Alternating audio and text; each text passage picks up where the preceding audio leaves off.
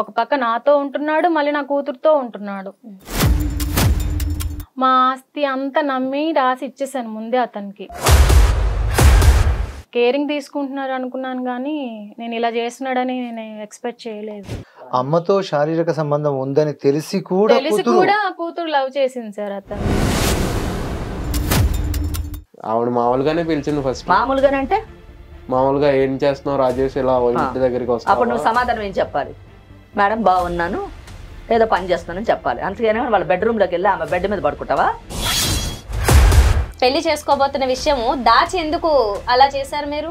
దాచాల్సిన పని ఏమైంది? నమ్మకం లేదు, ఎందుకంటే తను పైశాచికంగా ఆలోచిస్తుంది. నీకు కావాల్సింది అక్రమ సంబంధం కావాలి. మీరంటేనే పడనట్లుగా మాట్లాడుతుంది. రాజేష్, నీకు ఒక సూటిగా ప్రశ్న.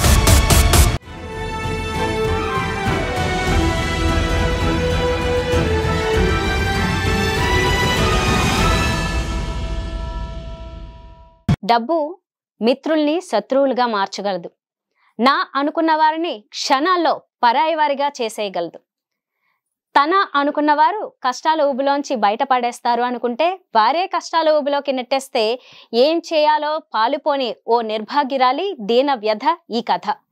సమస్యలతో వచ్చిన వారికి చక్కటి పరిష్కారాలు అందించడానికి ఈరోజు మనతో పాటు ఉన్నారు లాయర్ వెంకటేశ్వరి గారు. నమస్తే మేడం. అలాగే డాక్టర్ హరికుమార్ గారు, సైకాలజిస్ట్. నమస్తే సార్. ఈరోజు నాకు వచ్చిన సమస్యకి పరిష్కారం చెప్పండి అంటూ మన ముందుకు వచ్చారు జయమ్మ. నమస్తే. నమస్తే అండి. జయమ్మ గారు, అసలు ఏం జరిగింది? మీకు ఏం సొల్యూషన్ కావాలని ఇక్కడికి వచ్చారు? మా హస్బెండ్ చనిపోయారు యాక్సిడెంట్లో. తన జాబ్ వచ్చి నాకు ఇచ్చారు. సో తన జాబ్ని నేను 10 years నుంచి చేస్తున్నాను. నాకు 2 పిల్లలు ఉన్నారు. 2 అమ్మాయిలమ్మా? ఒక పాప ఒక బాబు అండి. ఓకే. తను చనిపోయినప్పటి నుంచి నేనే జాబ్ చేసి వాళ్ళని ఇంట్లో అంతా చూసుకుంటున్నాను. తను చనిపోయాక వచ్చిన మనీతో నేను ఇల్లు కట్టుకున్నాను. తర్వాత మా అత్తమ్మ వాళ్ళు కూడా నాకు ల్యాండ్ ఇచ్చారు. సో నా పిల్లలకి నేను అన్ని చూసుకుంటున్నాను అనమాట. ఇప్పుడు ఏంటి సమస్య? సమస్య ఏంటంటే ఇప్పుడు నేను జాబ్ చేస్తున్నానండి. తను అంటే మా కొలీగ్ అనమాట. మా కొలీగ్తో నాకు కొంచెం ప్రాబ్లం అయింది. సో దాని ద్వారా ఇది ఇక్కడికి రావడం జరిగింది అనమాట. ఏం ప్రాబ్లం అమ్మా? ప్రాబ్లం అంటే సార్, ఇప్పుడు తను నాకు క్లోజ్ అయిపోయాడు. అంటే వర్క్ రీత్యా మేము ఇద్దరం క్లోజ్ అయ్యాము. ఇద్దరం కలిసి వర్క్ చేయడం వల్ల సో మేము అలాగా కాఫీకి వెళ్ళడం, అంటే ఇద్దరం కలిసి వర్క్ చేయడం, లంచ్కి వెళ్ళడము, ఇవన్నీ చేసేవాళ్ళం. తను నన్ను పిక్ చేసుకోవడం, డ్రాప్ చేయడం, ఇవన్నీ చేసేవాడు. సో నేను సింగిల్గా ఉండడం వల్ల తను నాకు ఇష్టం చూపించేవాడు, నేను చూపించేదాన్ని. సో అలాగే ఇద్దరం ఇష్టపడ్డాము. అతను అన్మ్యారీడా మ్యారీడా? అతను అన్మ్యారీడ్ మేడం. ఇప్పుడు ఏమైంది మీ ఇద్దరి మధ్య? ఇప్పుడు ఏంటంటే తను ఇప్పుడు మా ఇంట్లో అప్పుడప్పుడు వస్తూ ఉండేవాడు. నాకు పాప ఉంది. పాపకు కూడా తెలుసు మా ఇద్దరు రిలేషన్, బట్ తను ఎప్పుడు ఓపెన్ అవ్వలేదు. మీరు ఓపెన్ అయి చెప్పలేదు? నేను ఎప్పుడు చెప్పలేదు, బట్ తను ఎప్పుడు ఓపెన్ అవ్వలేదు. సో తను మా పాప ఏంటంటే వాళ్ళ నానమ్మ హాలిడేస్కి ఊరేకి వెళ్ళేది. ఇప్పుడు హాలిడేస్కి వెళ్తూ ఉంటారు కదా నానమ్మ ఊరు, అలా వెళ్ళినప్పుడు తను మా ఇంటికి వచ్చేవాడు. మాకు అంటే ఫిజికల్గా ఉండేది ఇద్దరికి. సో మేము అది క్యారీ ఆన్ చేస్తూ ఉండేవాళ్ళము. సో తను ఏంటంటే మా ఇంట్లోనే ఉండిపోయేవాడు. మా పాప కూడా అంటే పికప్ డ్రాప్ చేస్తూ ఉండేవాడు. మా పాపను కూడా బాగా చూసుకుంటూ ఉండేవాడు. తనకి ఏమైనా కావాలన్నా చూసుకోవడము, తను కొనివ్వడము, తను కాలేజ్ దగ్గర డ్రాప్ చేయడం, ఇవన్నీ చేసేవాడు తను. సో అలా నేను నమ్మాను. తర్వాత ఏంటంటే ఒకరోజు తను నాకు షాక్ ఇచ్చారు వీళ్ళిద్దరు కలిసి. ఏం జరిగింది? నేను యాక్చువల్గా మేమిద్దరము ప్లాన్ చేసుకున్నాము, చేసుకుందాం అంటే ఇంక 1 year ఇంకా అంటే మేము ఇంకా కలిసి ఉన్నాం కానీ ఇంకా థాట్స్ ఫ్యూచర్లో ఉన్నాయి కానీ ఇంకా మాకు ఇంకా జరగలేదు. సో వీళ్ళిద్దరు ఏంటి వన్ డే నాకు షాక్ ఇచ్చేసారు. వీళ్ళిద్దరు మ్యారేజ్ చేసుకొని వచ్చేసారు. ఓహో, అదే నాకు ఫుల్ షాక్ అనమాట. చాలా నమ్మాను తన్ని. మా ఆస్తి అంతా నమ్మి రాసి ఇచ్చేసాను ముందే అతనికి. అదేంటి అలా ఎలా ఇస్తారు అసలు? పెళ్లి నేను చేసిన తప్పు అదే ఇక్కడ. ఇప్పుడు అతనికి ఏమేమి రాసిచ్చారు మీరు? అతనికి ల్యాండ్ రాసిచ్చాను మేడం. నేను నమ్మకంగా అయితే నేను ల్యాండ్ రాసిచ్చాను. బట్ నా పాప పేరు మీద ఫిక్స్డ్ డిపాజిట్ ఉంది, గోల్డ్ ఉంది. నా పాపకి మ్యారేజ్ తర్వాత రాసిద్దామని దానికి పేరు మీద ల్యాండ్ కూడా రాశాను నేను. సొంత తండ్రి లేకపోతే తల్లిదండ్రులే పిల్లలకి వాళ్ళ తదనానంతరం చెందాలని రాస్తుంటే మీరు పెళ్లి కూడా కాకుండానే ముందుగా ఆయనకి ఆస్తి ఎలా రాసేస్తారు? నేను నమ్మాను మేడం అతన్ని. నా భర్త తర్వాత నేనే అన్ని అనుకొని దాన్ని నమ్మాను నేను, అందుకే రాసిచ్చాను. మీకు ఆ మధ్యలో ఎప్పుడు అసలు అనుమానమే కలగలేదా అతను ఇలాంటి వ్యక్తి అని? లేదు మేడం, నా కూతురికి ఇలా మ్యారేజ్ చేసుకొని వచ్చేంత వరకు నాకు తెలియదు వీళ్ళిద్దరి మధ్య ఇది జరుగుతుందని, నా కూతుర్ని కూడా మోసం చేస్తున్నాడని నాకు ఇప్పుడే తెలిసింది. అందుకే నేను వచ్చాను. మీద కేరింగ్ తీసుకుంటున్నారు అనుకున్నాను కానీ నేను ఇలా చేస్తున్నాడని నేను ఎక్స్పెక్ట్ చేయలేదు. ఇప్పుడు మీ అమ్మాయి కూడా ప్రమాదంలో ఉందని మీ ఉద్దేశం? అవును మేడం, తనని సేవ్ చేయాలి, నా ఆస్తి నాకు కావాలి. అతను అమ్మాయిలకి అట్రాక్ట్ అయ్యాడా, డబ్బుకి అట్రాక్ట్ అయ్యాడా, రెండు ఉన్నాయనుకుంటున్నారా మీరు? తను ఒక మోసగాడు మేడం. ఇప్పుడు మా పాపని యూజ్ చేసుకుని వదిలేస్తాడు. నాకైతే నమ్మకం లేదు అసలు. సో అలాంటి వాళ్ళ నుంచి నా కూతురు నేను రక్షించుకోవాలి. ఆ చిన్నపిల్ల కాబట్టి దానికి ఏం తెలియదు, ఇప్పుడు అలానే ఉంటుంది. బట్ యాజ్ ఏ మదర్గా నేను సేవ్ చేసుకోవాలి నా పాపని. ఏంటి ఎగ్జాక్ట్గా మీరు ఎలాంటి సొల్యూషన్ కోరుకుంటున్నారు? అదే మేడం, మా ఆస్తి అంతా మాకు రావాలి, మా పిల్లల్ని నేను బాగా చూసుకోవాలి, నా పాపని నేను సేవ్ చేయాలి. అంటే అలాంటి మోసగాళ్ళ దగ్గర ఉంచడం నాకు ఇష్టం లేదు. లాయర్ గారు మరి ఏమంటారు అంతా విన్న తర్వాత? రైట్, ఇక్కడ చందన 3 విషయాలు మనము ఈ కేసులోని ప్రగాఢంగా మనము మాట్లాడవలసినటువంటి అంశాలు. 3 వ్యక్తుల గురించి మాట్లాడాల్సి. ఈ 3 వ్యక్తుల యొక్క స్వభావాలు ఏ విధంగా ఉన్నాయి, వీరి యొక్క జీవన విధానం ఏ విధంగా ఉంది, వీటి యొక్క ఈ రెండిటి యొక్క పరిణామాలు వాళ్ళ జీవితాలని ఏ విధంగా మార్చింది అన్నది ఒక ఇష్యూ. ఇంకా అంశాల విషయానికి వచ్చినప్పుడు మొదట పెళ్ళి, మ్యారేజ్. 2 live in relationship. 3 అక్రమ సంబంధం, ఇలిసిట్ రిలేషన్షిప్. ఈ 3 సంబంధాల గురించి మనం మాట్లాడుకోవాలి. కేసులోని ఉన్నటువంటి అంశాలు ఈ 3. ఒకటి పెళ్లి తీసుకుంటే జయమ్మ గారు కి సాంప్రదాయ పద్ధతిలోని వివాహం అయ్యింది. 2 బిడ్డలు కూడా ఉన్నారు ఆమెకి. అక్కడ మటుకు చాలా మంచి కుటుంబం, ఒక పొందికైనటువంటి కుటుంబం. జయమ్మ భర్తను కోల్పోయినటువంటి ఒక విధవరాలు, 2 బిడ్డల్ని పెంచుకోవాల్సినటువంటి ఒక మహిళ. ఒక పొందు గాని ఒక తోడు గాని కోరుకోవాలో తప్పు అని నేను అనను. Absolutely she requires a person. కానీ ఆమె ఎంచుకున్నటువంటి వ్యక్తి ఎటువంటి వాడు అన్నది ఇక్కడ చాలా ప్రధానమైనటువంటి విషయం. ఇక్కడ వయసు గురించి కూడా నేను మాట్లాడటం లేదు. ఎంచుకున్నటువంటి వ్యక్తి స్వభావం ఎటువంటిది అన్నది చాలా ఇంపార్టెంట్. ఇక్కడ ఎంచుకున్నటువంటి వ్యక్తి ఒక చీటర్ అని చెప్పచ్చు. 420 అన్నది మనం క్లియర్గా చెప్పచ్చు. అటువంటి వ్యక్తిని ఎంచుకోవడం జయమ్మ గారు చేసినటువంటి మొదటి తప్పు. ఎంచుకోవడమే కాకుండా వయసుకు వచ్చినటువంటి అంటే ఒక టీనేజర్ గర్ల్ ముందు, కూతురు ముందు లివ్ ఇన్ రిలేషన్షిప్ పెట్టుకుంది, అతనితోని సహజీవనం మొదలుపెట్టింది. ఇక్కడ జయమ్మ చేసినటువంటి 2వ తప్పు ఏంటంటే, ఎన్నుకోవడం ఒకటి తప్పు ఇటువంటి స్వభావం కలిగినటువంటి వాడిని. 2వ తప్పు ఏంటంటే, ఎన్నుకున్నా కానీ వెంటనే పెళ్లి చేసుకోవాల్సింది. పెళ్లి చేసుకోకుండా she started illicit relationship with him. అక్రమ సంబంధాన్ని, ఆమె సహజీవనాన్ని ఆమె కొనసాగించింది. చూడండి, మ్యారేజ్ పోయి లివ్ ఇన్ రిలేషన్షిప్లోకి వచ్చింది ఈమె. అది తప్పు, సెకండ్ తప్పు. ఇంకా 3వది, ఆమెకున్నటువంటి ఆస్తుల్ని 2 బిడ్డలు ఉన్నారు, 2 బిడ్డలకి ఇవ్వాల్సినటువంటి ఆమె ఆస్తిని కూడా వాడికి ఇవ్వడము ఆమె చేసినటువంటి 3వ తప్పు. 4వ తప్పు, వయసులో ఉన్నటువంటి ఒక మగవాడితోని వయసులో ఉన్నటువంటి తన కూతుర్ని అన్నిటికీ ఈ అమ్మాయిని చూసుకోమని అప్పచెప్పడము ఆమె చేసినటువంటి 4వ తప్పు. తల్లితోని సంబంధం ఉన్నటువంటి వ్యక్తి కూతుర్ని పెళ్లి చేసుకున్నాడంటే ఆ బంధాన్ని భార్యాభర్తల బంధం అంటారా లేదా అక్రమ సంబంధం అంటారా అంటే ఖచ్చితంగా అక్రమ సంబంధమే అనాలి. ఎందుకంటే తల్లితో అతనికి ఉన్నటువంటి సంబంధాన్ని అతని తండ్రి స్థానంలో నిలబడుతుంది కానీ భర్త స్థానంలో నిలబెట్టేటటువంటి అవకాశం లేదు. అటువంటి వ్యక్తితోని శారీరక సంబంధంతో కూడినటువంటి వివాహం చేసుకోవడం అన్నది అక్రమ సంబంధమే కానీ దాని వివాహం అనేటటువంటి పరిస్థితి లేదు. అయితే చట్టపరంగా వాళ్ళిద్దరూ చేసుకున్నటువంటి దాన్ని వివాహం అని అనొచ్చుగాక, కానీ ధార్మికంగా సామాజికంగా చూస్తే అది అక్రమ సంబంధంగానే మనము పరిగణించాల్సినటువంటి విషయం. నిజం చెప్పండి, స్త్రీకి స్త్రీయే శత్రువు అని ఎప్పుడు పెద్దలు అంటూ ఉండేవారు. అవి ఇటువంటి కేసుల్లో నిజమేమో అని అనిపిస్తుంటది. ఆ అమ్మాయి ఎవరికి అన్యాయం చేసింది? ఇటు తల్లికి అన్యాయం చేసింది, తనకు తాను అన్యాయం చేసుకుంది. సో ఇటువంటి పరిస్థితుల్లోని తల్లికి అంటే జయమ్మకి అతనేంటో తెలుసు కాబట్టి అటువంటి వాడి దగ్గర నుంచి తన కూతుర్ని రక్షించాలి అని కోరుకోవడంలో తప్పు లేదు. అసలు అటువంటి బంధం కరెక్ట్ అయినటువంటి బంధం కాదు. ఇప్పుడు రేపేదో ఆస్తులన్నీ లాక్కొని కూతుర్ని రోడ్డు మీద వదిలేస్తాడు అనే భయం కంటే కూడా అసలు వాళ్ళకిద్దరికి ఉన్నటువంటి నీచమైనటువంటి సంబంధానికి ఒక ఎండ్ పెట్టాలి అనేటటువంటి ఆలోచన ఆమెకు రావడంలో తప్పులేదు. ఆ దిశలో ప్రయత్నించడంలో కూడా తప్పులేదు. ఇంకో రెండో అంశము, ఇంకా ఆస్తి తనకు తను ఇచ్చినటువంటి ఆస్తిని ఏ విధంగా తిరిగి తీసుకోవాలి అనేటటువంటి ఒక ప్రశ్న ఆమె వేసింది. నిజానికి ఆస్తిని ఏ విధంగా మీరు ఇచ్చారమ్మా అంటే ఆవిడ చెప్పలేకపోతున్నారు. అంటే మరి ల్యాండ్ని సేల్ డీడ్ రూపంలో అని ఇచ్చారా అంటే తను ఆయన కొనుక్కున్నట్టుగా చూపిస్తే మాత్రం చాలా కష్టం. లేదా గిఫ్ట్ డీడ్ ఇచ్చారా, గిఫ్ట్ ఇస్తే మాత్రం క్యాన్సిలేషన్ అడగొచ్చు. దాంట్లోనే ఏదన్నా కండిషన్ ఉంటే, అన్కండిషనల్ ఉంటే చేయలేం, కానీ ఏదైనా కండిషనల్ ఉండి అది తీరకపోతే తప్పకుండా చేసేటటువంటి అవకాశం ఉంది. ఇలాగా బోలు వీలునామాలాగా ఏమైనా రాశారా, వీలునామాలా రాస్తే తన తదనంతరం వస్తుంది కానీ ఇప్పుడు రాదు.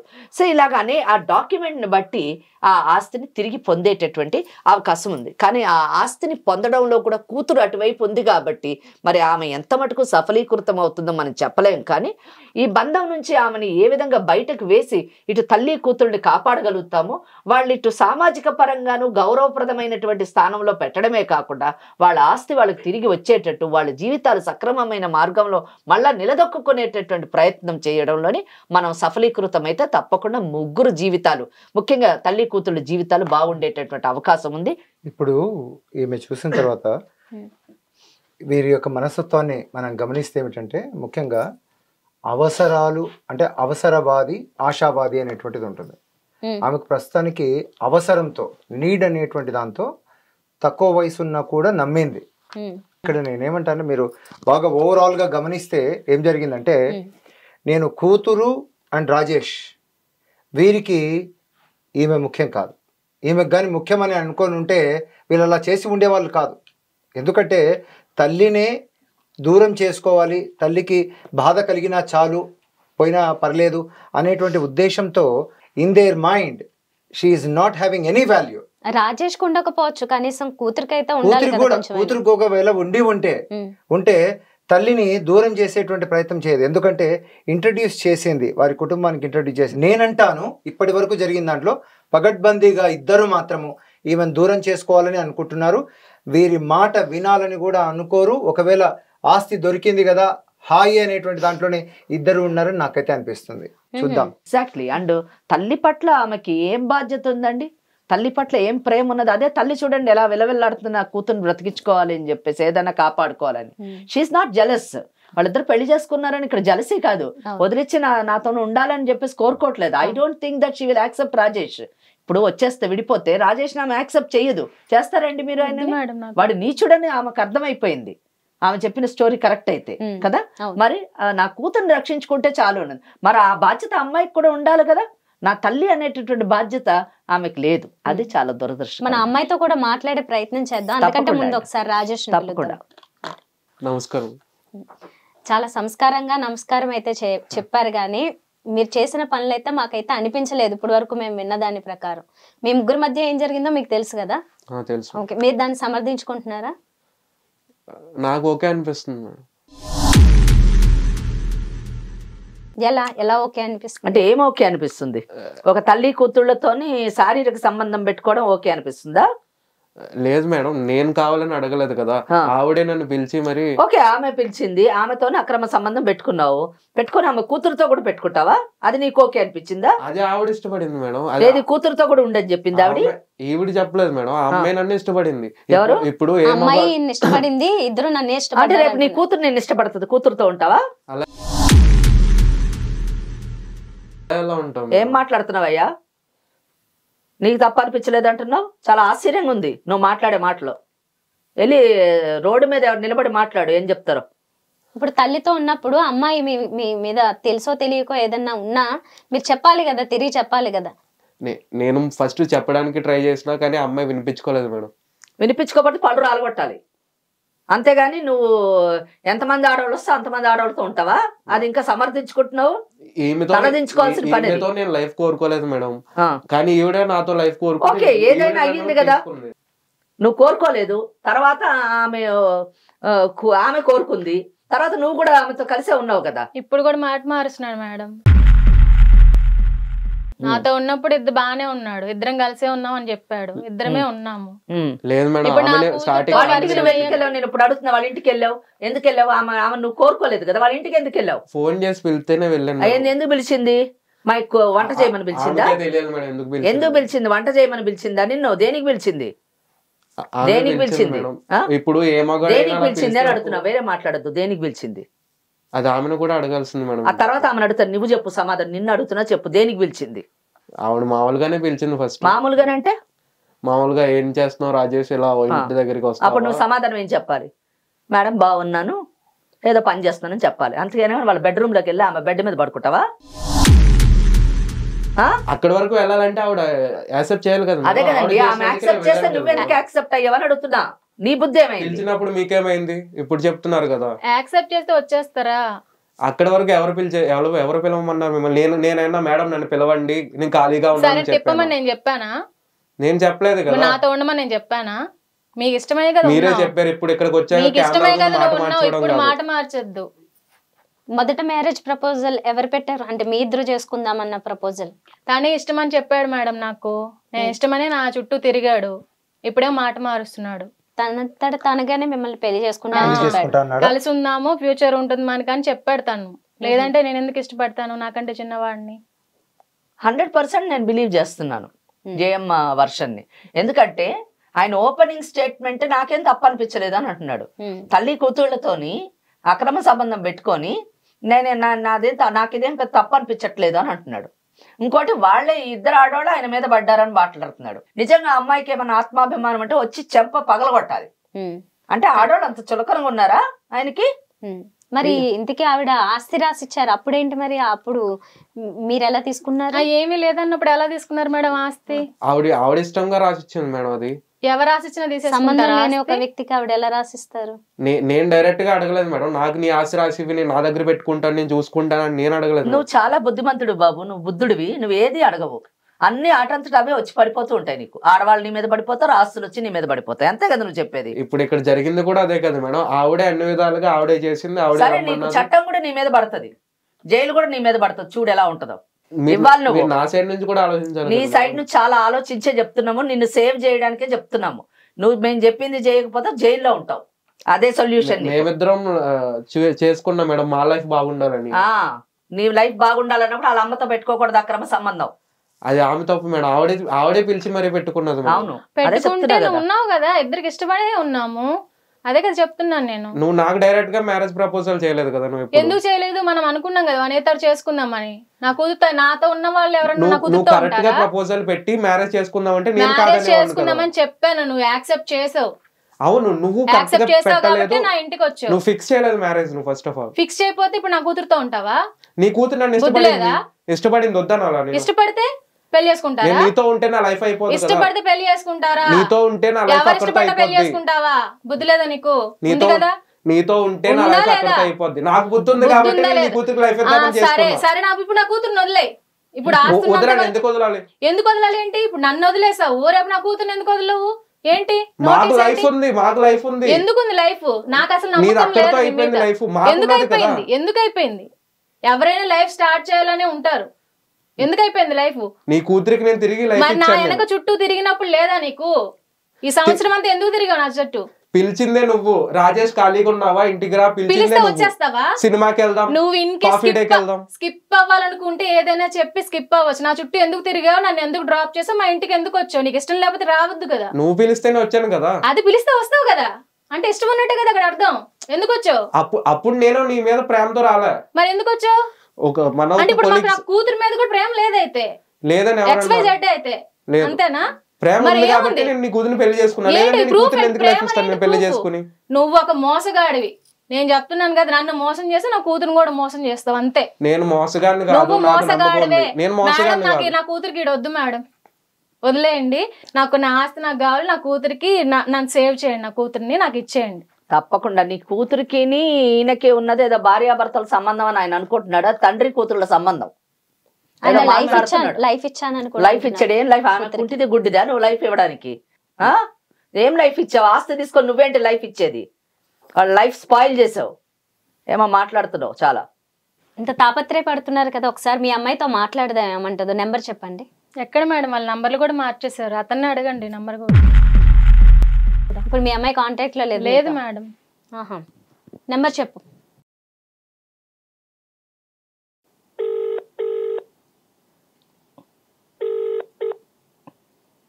హలో హలో, మాట్లాడేది ఎవరండి? మేము కార్యక్రమం నుంచి చేస్తున్నాం, యాంకర్ చందన మాట్లాడుతున్నాను.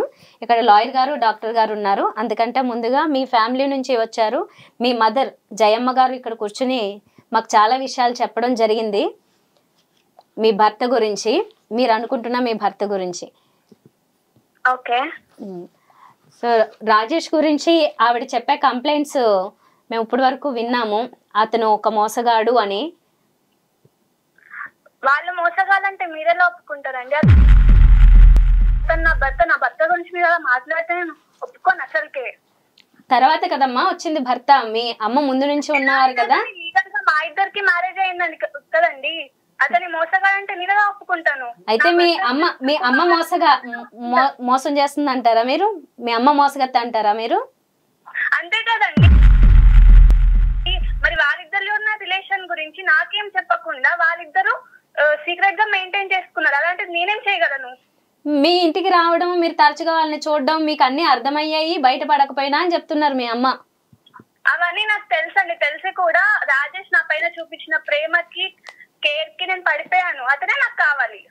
ఇప్పుడు నా గురించి మాట్లాడండి. అమ్మ, రాజేష్ పేరు మీద రాసి మొత్తం అంతా రాసి పెట్టింది మీ అమ్మగారు. దాన్ని ఏమంటారు మీరు? ఎందుకంటే మీ ఇద్దరి ప్రేమ గురించి తెలియదు ఆమెకు. ఇంటికి వచ్చిపోతున్నటువంటి సహ ఉద్యోగి రాజేష్కు తాను రాసిచ్చింది. ఎందుకు రాసిచ్చింది అంటారు చెప్పండి? అది వాళ్ళని అడగాలి కదండి మీరు. నేనే చెప్తాను. వాళ్ళిద్దరికి ఉన్న రిలేషన్ మధ్యలో నన్ను తీసుకొస్తే నేనేం మాట్లాడతాను? నీకు మ్యారేజ్ ముందుగానే తెలుసమ్మా వీళ్ళిద్దరి మధ్య రిలేషన్ ఉందని? ఇద్దరి మధ్యలో ఉన్న రిలేషన్ నాకు తెలుసు. నాకు క్లారిటీ మా అమ్మగారు నాకు ఇవ్వలేదు. ఒకవేళ తనని మీరు తండ్రిలాగా చూడు అంటే నేను అలా చూసేదాన్నేమో. నాకు క్లారిటీ ఇవ్వకుండా, అతని గురించి ఏం క్లారిటీ ఇవ్వకుండా ఉంటే అతను నా పైన చూపించిన ప్రేమకి నేను కరిగిపోయాను. మాకేమనిపిస్తుంది అంటే మీరిద్దరు తల్లిని దూరం చేసుకుంటూ ఆమెను దూరం పెట్టి మీరిద్దరు మోసపూర్వకంగా ఆమె ఆస్తి రాయించుకుని మీరు హాయిగా ఉందామని అనుకుంటున్నారు అన్నట్టుగా అనిపిస్తుంది మాకు. దీన్ని ఏమంటావు తల్లి? అసలు నిజం చెప్పాలంటే తను నన్ను మోసం చేసినట్టు. మా నాన్నగారు చనిపోయారని చెప్పి తర్వాత ఎవరో క్లోజ్ అయ్యారని చెప్పి తనకి క్లోజ్ అయిపోయి ఫిజికల్ గా రిలేషన్షిప్ పెట్టుకున్నారు మా అమ్మ. మీ తల్లి ఆరోపిస్తున్నట్లుగా నీకు హ్యాండ్ ఇస్తాడు ఫ్యూచర్ లో అని అనుకుంటున్నావా? ఎందుకంటే తల్లి చెప్తుంది. నాకు అలాంటి దురుద్దేశమే లేదు అసలు. నా భర్త నేను బాగా చూసుకుంటే ఆ నమ్మకం అయితే నాకు ఫుల్ గా ఉంది. ఇంతకు ముందు మీ అమ్మగారు కూడా అదే నమ్మకం పెట్టుకున్నారు రాజేష్ మీద, కానీ ఏం జరిగింది మీరు చూసారా లేదా? కళ్ళ ముందే చూసారు. వాళ్ళిద్దరికి ఉన్న ఏజ్ గ్యాప్ లో మా అమ్మగారికి అతన్ని ప్రేమించాలనే ఆలోచన ఎలా వచ్చిందో కూడా నాకు అర్థం కావట్లేదు. అమ్మ, నువ్వు మెచ్యూర్డే కదా, అయితే ఇప్పుడు నువ్వు ఇమ్మెచ్యూర్డ్ గా చేసిన పని కాదు ఈ పెళ్లి కదా? ఇమ్మెచ్యూర్ గా అయితే అస్సలు చేయలేదు. నేను చిన్నప్పటి నుంచి ఎలాంటి భర్త అయితే నాకు కావాలనుకుంటున్నానో అలాంటి లక్షణాలన్నీ రాజేష్ లో నాకు కనిపించాయి. ఓహో. ఇప్పుడు ఒకవేళ తనని భర్తగా ఊహించుకుంటే ఒకవేళ మా అమ్మ అతనితో నన్ను బయటకు ఎందుకు పంపిస్తుంది? తండ్రిగా పంపించారు. ఆవిడ చెప్పింది తండ్రిగా చూసుకుంటున్నాడు అని పంపించారు. అది తను అనుకుంటే నేనేం చేయగలను? తను నాకు ఒక క్లారిటీ ఇవ్వాలి. నాకు ఒక క్లారిటీ అనేది ఏమీ లేకుండా ఇప్పుడు బయటకు పంపిస్తే నేనేమనుకోవాలి? ఒకవేళ తనకైనా స్ట్రాంగ్ గా వార్నింగ్ ఇవ్వాలి కదా రాజేష్ కైనా. మీ ఇద్దరి మధ్య ప్రేమ ఉన్న విషయము, పెళ్లి చేసుకోబోతున్న విషయము దాచి ఎందుకు అలా చేశారు మీరు? దాచాల్సిన పని ఏమైంది? నాకు నమ్మకం లేదు. ఎందుకంటే తను పైశాచికంగా ఆలోచిస్తుంది. ఇప్పుడు తనకి దక్కని రాజేష్ నాకు కూడా దక్కకూడదని చేస్తుందని నా భయంతో మేము బయట పెళ్లి చేసుకొని వచ్చాము. ఓకే, లాయర్ గారు మీరు ఏం మాట్లాడతారు? చాలా గట్టిగా మాట్లాడారు. నేను అమ్మాయి గట్టిగా మాట్లాడితే నేనేం భయపడేది లేదు. ఏంటమ్మా? నా భర్త నాకు కావాలి, నా ఆస్తి కూడా నాకు కావాలి. సర్లే, నీ భర్త అనే పదం ఉపయోగించకలే గాని, భర్త అనే పదం ఉపయోగిస్తే ఆ పదమే సిగ్గుపడాల్సిన విషయం. కానీ నువ్వు సరే, ఏం మ్యారేజ్ అయింది? సరే అయితే అయింది కానీ గట్టిగా మాట్లాడకు. ఏమి నువ్వు ఒకటి మాత్రం నిర్ణయం తీసుకో గట్టిగా. ఏమంటే నీ తల్లి గురించి చాలా మాట్లాడావు, నువ్వు క్లారిటీ లేదు అని చెప్పావు. నీ మాటలోనే 10 అబద్ధాలు దొరికాయి. నా వాళ్ళిద్దరికి ఉన్నటువంటి సంబంధం గురించి నీకు తెలుసు అని చెప్పావు బిగినింగ్లో. తర్వాత తల్లి నాకు క్లారిటీతో చెప్పలేదు అని చెప్పావు. ఏం చెప్పాలి నీకు క్లారిటీతో? చిన్నప్పటి నుంచి విను చిన్నప్పటి నుంచి నాకు ఏ లక్షణాలు ఉన్న భర్త కావాలో అటువంటి భర్త లభించాడు. ఏ లక్షణాలు? ఒక ఇద్దరు ఆడవాళ్ళతో తల్లి కూతురుతో అక్రమ సంబంధం పెట్టుకునేటటువంటి మగవాడు నీకు భర్తగా కావాలని కోరుకున్నావా నువ్వు? ఇదా నీ కోరిక? ఏం చదువుకున్నావు?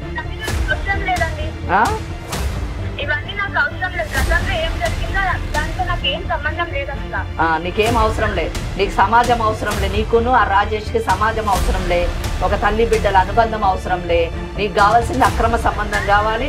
నీకు ఇష్టం వచ్చినట్టు ప్రవర్తిస్తావు. నీకు ఇష్టం ఉన్నట్టు ప్రవర్తిస్తే నీకు అక్కర్లేకపోవచ్చు, కానీ సమాజానికి అవసరం ఉంది. మాట్లాడు. ఇంట్లో ఒక కూతురు పెళ్లికి వచ్చిందని తెలిసి కూడా అవునా? పెట్టినందుకు ఇప్పుడు అనుభవిస్తుంది కదా. పెట్టినందుకు ఆమె అనుభవిస్తుంది, నువ్వు కూడా అనుభవిస్తావు. అర్థమైందా? నువ్వు కూడా అనుభవిస్తావు. నువ్వు చేసిన మోసానికి నువ్వు కూడా అనుభవిస్తావు అనుకుంటున్నావు నువ్వు. సమాజం గుడ్డిది. నా పిన్ని కళ్ళు మూసుకొని పాలు తాగుతుందంట. అట్లా నేను ఏ ఏదో పని చేసినా సమాజం ఊరుకుంటుందని నువ్వు అనుకుంటే చాలా తప్పు. దానికి ఏంటో చెప్తాం. నీకు ఎలా బుద్ధి చెప్పాలో మాకు బాగా తెలుసు. ఫోన్ పెట్టే. మీకు ఎందుకంత వ్యతిరేకంగా ఉంది? మీ అమ్మాయి మీరంటేనే పడనట్లుగా మాట్లాడుతుంది. ఇప్పుడు వాళ్ళిద్దరు ఒకటైపోయారు కదా మేడం, అందుకని తనలా మాట్లాడుతుంది. తనకి తెలుసు. ప్లస్ మేము ఫ్యూచర్ లో మ్యారేజ్ చేసుకుందామని అనుకున్నాం మేడం. మేము అనుకున్నాము. బట్ వాళ్ళిద్దరు చేసుకొచ్చారు. వీళ్ళిద్దరు నాకు తెలియకుండా చేశారు. సో ఇప్పుడు నాకు అతను రాజేష్ కావాలని నేను అనుకోవట్లేదు. ఎందుకంటే నన్ను మోసం చేశాడు తను. సో రేపు నా కూతురు భవిష్యత్తు బాగుండాలి, నా బిడ్డ భవిష్యత్తు బాగుండాలి కాబట్టి నేను ఇక్కడికి వచ్చాను. రేపు తను రోడ్డు మీద పడకూడదని, నన్ను తోసేసినట్టే తను కూడా తోసేయకూడదు అన్నదే నా తాపత్రయం అంతా. తను రక్షించాలి నేను ఇప్పుడు. అందుకే వచ్చాను. నా మెయిన్ పాయింట్ అది. మీరు అనుకునేది అతను ఆస్తి ఏదో ఆస్తి కోసమే తర్వాత వెళ్ళిపోతాడు అంటున్నారు. అంతే. మీరేమంటారు? ఆస్తి గురించి ఉన్నారా? నేనైతే ఆస్తి గురించి కాదు మేడం. మీరే విన్నారు కదా మేడం నా భార్య ఎలా మాట్లాడిందో. నేను ఎలా ఆస్తి గురించి మాట్లాడతాను? అక్కడ పెళ్ళి ఎన్ని రోజులైంది? 3 months అవుతుంది. ఓకే రాజేష్, నీకు ఒక సూటిగా ప్రశ్న. వీరు నీకు ప్రేమ మీద ఇచ్చిండొచ్చు, లేకపోతే ఇంకా నచ్చి ఇచ్చిండొచ్చు. ఆ ఆస్తి ఏదైతే ఉందో, ఎందుకంటే వీరు వయసులో ఉన్నటువంటి ఒక స్త్రీ, మీరిద్దరేమో కలిసిపోయారు, మీరేమో హాయిగా ఉంటామంటున్నారు. ఈమెకు వారు రాసిచ్చినటువంటి ఆస్తి, ఒకరు నా ఆస్తి కోసమే మోసం చేసేటువంటి, దగా చేసేటువంటి వ్యక్తి అని ముద్ర వేసుకునే దానికంటే తిరిగిస్తావా? ఆస్తి అయితే నేను తిరిగి ఇచ్చేస్తాను. అమ్మాయిని మాత్రం అసలు తిరిగి ఇవ్వను. మీరేం సజెషన్ ఇవ్వాలి? నేను 100% ఇటువంటి జడ్జిమెంట్స్ ఇవ్వను. అత్తాళ్ళుళ్ళ అక్రమ సంబంధాన్ని నేను ఏకీభవించలేను, సపోర్ట్ చేయలేను. ఆస్తి ఇవ్వడం అన్నది it is not his mercy, అది ఆమె రైట్. ఆస్తి ఎవరి ఆస్తి ఎవరు తీసుకుంటారు, ఎవరు అర్హులు అవుతారు? ఆమె ఆస్తి ఆమె ఎలా తెప్పించుకోగలదో అలా తెప్పించుకుంటుందో చట్టపరంగా. ఈయన దానం చేయక్కర్లేదు, ధర్మం చేయక్కర్లేదు. ఇంకోటి కూతురు ఇవ్వను అని చెప్పేసి చెప్పడానికి ఈయనెవరు? కోర్టు ఇస్తుంది. So she is having every legal right, let her proceed. వినకపోతే జైల్లో ఉంటాడు. ఆ గౌరీ జైల్లో పోయి ఇద్దరు కాపురం చేస్తుంది. ఇద్దరు సపరేట్ సెల్ వేస్తారు, ఇద్దరు కాపురం చేస్తారు అక్కడ. సో మరి అంతా విన్నారు కదా, మీరేమంటున్నారు? ఎలా అనుకుంటున్నారు? సార్ చెప్పిన పాయింట్ నాకైతే ఓకే మేడం.